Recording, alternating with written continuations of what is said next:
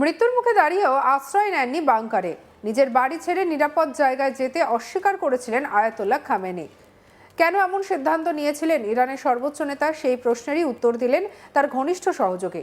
সম্প্রতি নয়াদিল্লিতে আয়োজিত ইন্ডিয়া টুডে কনক্লেভে বক্তব্য রাখতে গিয়ে খামেনিকে একাধিক অজানা তথ্য তুলে ধরেন তার প্রতিনিধি আব্দুল মসিজ হাকিম ইলাহি। তিনি জানান, যখন তেহরানকে ঘিরে উত্তেজনা বাড়ছিল, তখন আন্তর্জাতিক পরিস্থিতি জটিল হচ্ছিল, তখনও নিজের বাসভবন ছেড়ে অন্য কোথাও যেতে রাজি হননি ইরানের সর্বোচ্চ নেতা। ইলাহির কথায়, খামেনেইয়ের নিরাপত্তা নিয়ে উদ্বেগ প্রকাশ করেছিলেন তার ঘনিষ্ঠ মহল, কারণ তার অফিস এবং বাসভবনের অবস্থান বহু মানুষের অজানা ছিল।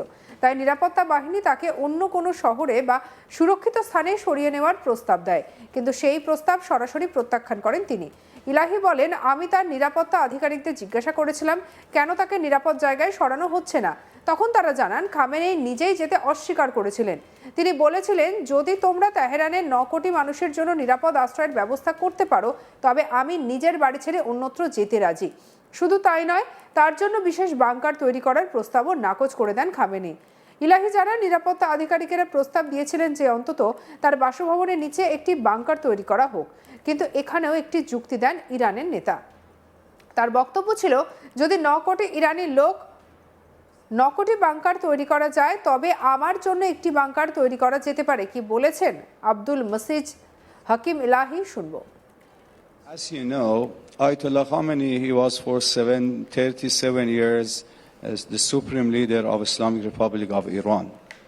And during these times, he didn't have any special life for himself, and he didn't want to have any special life for himself.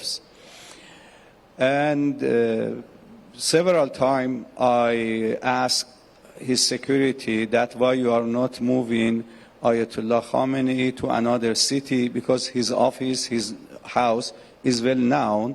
It's better you move Ayatollah to another city or any other village.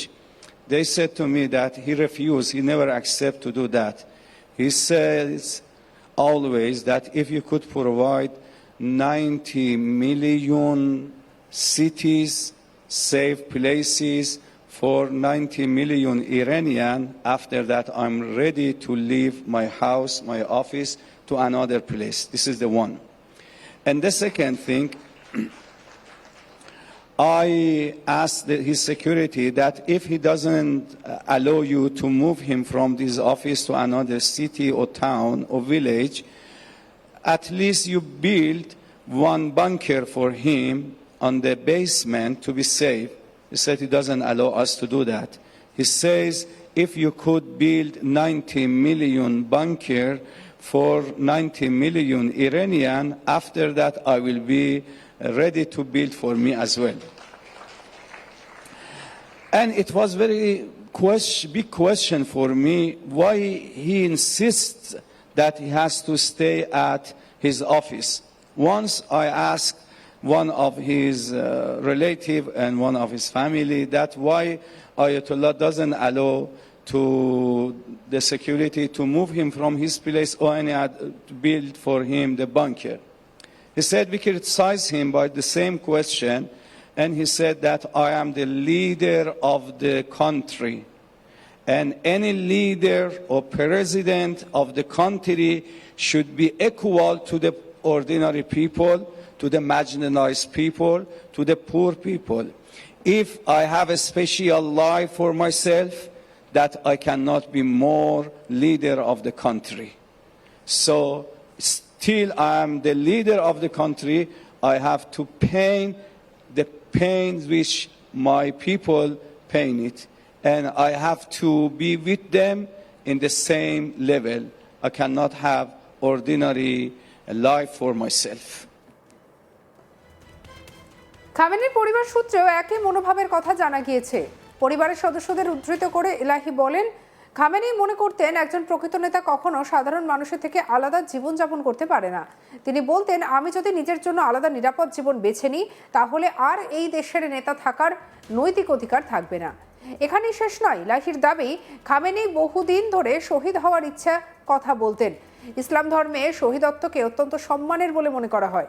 সেই প্রসঙ্গে তিনি জানান, কয়েক মাস আগে Khamenei একাধিকবার বলেছিলেন তিনি বৃদ্ধ হয়ে গিয়েছেন এবং আশঙ্কা করছেন হয়তো হাসপাতালের বিছানায় বা কোনো সাধারণ কারণে তার মৃত্যু হতে পারে, কিন্তু তিনি তা চাননি, বরং তিনি শহীদ হতে চেয়েছিলেন। শেষ পর্যন্ত সেই আশঙ্কাই সত্যি হয়। চলতি বছরের 28 ফেব্রুয়ারি ইরানের রাজধানীতে তার সরকারি কম্পাউন্ডে ভয়াবহ হামলা চালানো হয়। অভিযোগ, যৌথভাবে ওই হামলা চালায় আমেরিকা এবং ইসরায়েল। বাংকার বিধ্বংসী বোমা ব্যবহার করে চালানো হয় সেই বিমান হামলাতেই প্রাণ হারান খামেনি।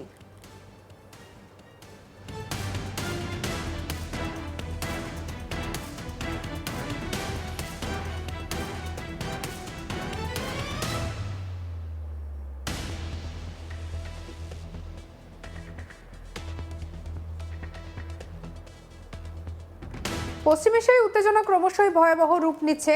সংঘাতের আবহে একের পর এক সামরিক ঘটনার জেরে আন্তর্জাতিক মহলে উদ্বেগ বাড়ছে।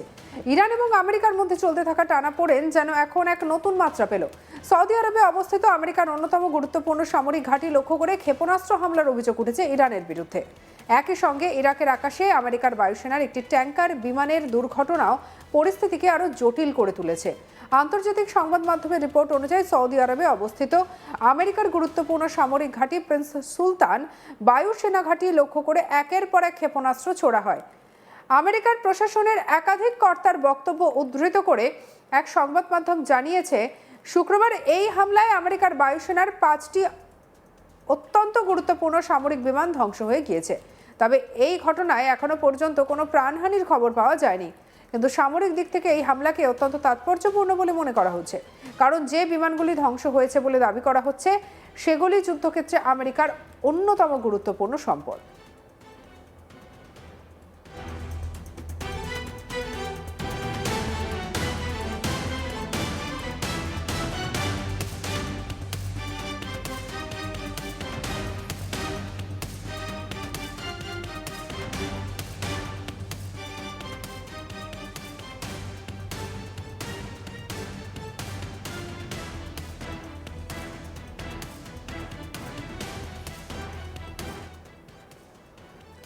অন্যদিকে তেহরানের তরফে দাবি করা হয়েছে তাদের ক্ষেপণাস্ত্র হামলা ছিল সম্পূর্ণ পরিকল্পিত এবং নির্ভুল নিশানায় আঘাত এনেছে। ইরানের দাবি, মাঝ আকাশে জ্বালানি সরবরাহের কাজে ব্যবহৃত আমেরিকার 5টি ট্যাঙ্কার বিমানকে তারা সফলভাবে ধ্বংস করেছে। অর্থাৎ সরাসরি যুদ্ধ বিমান না হলেও এই ট্যাঙ্কার বিমানগুলি যুদ্ধ বিমানের দীর্ঘ সময় আকাশে থাকার অন্যতম প্রধান ভরসা। আর এই ঘটনার ঠিক আগেই আরও একটি বড় দুর্ঘটনা ঘটে। ইরাকের আকাশে বিপর্যয়ের মুখে পড়ে আমেরিকার বায়ুসেনার একটি KC-135 ট্যাঙ্কার বিমান। পশ্চিম ইরাকের আকাশপথে উড়ানের সময় হঠাৎই সেটি ভেঙে পড়ে বলে জানা যায়। দুর্ঘটনায় বিমানটির 6 জন ক্রু সদস্যের মৃত্যু হয়েছে বলে মার্কিন সূত্রে খবর।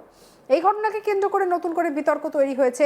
ইরান সমর্থিত সশস্ত্র গোষ্ঠী the Islamic resistance in Iraq দাবি করেছে তারাই আমেরিকার বিমান ঘাঁটিকে ভূপাতিত করেছে। সঙ্গে রাখুন আজ তাক বাংলাকে। আপনার মতামত জানান কমেন্ট সেকশনে, সাবস্ক্রাইব করতে ভুলবেন না।